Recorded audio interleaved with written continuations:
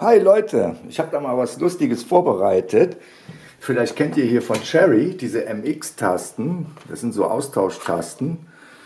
Und für meinen neuen Controller suche ich einen schönen neuen Schalter. Ich weiß nicht, ob die Kamera das jetzt hier scharf sehen kann. Ja, wunderbar.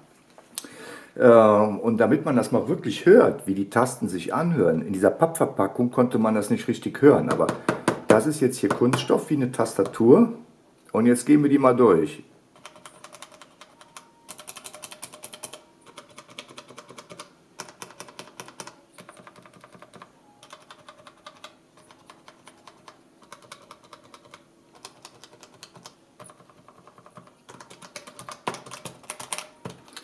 Der ist Horror. Das ist der Clicky. Furchtbar. Der ist super. Der ist leise. Auch sehr leise. Ja, die haben ja noch verschiedene Stärken. Ich versuche mal einen hier rauszufummeln.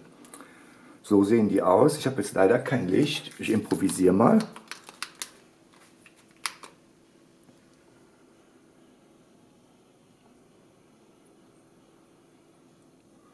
Ja, packen wir den wieder rein. Und das war es auch schon.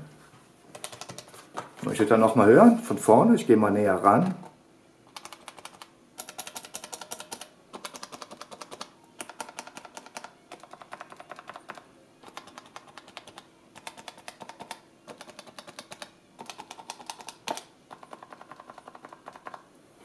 Okay, macht's gut. Bye bye.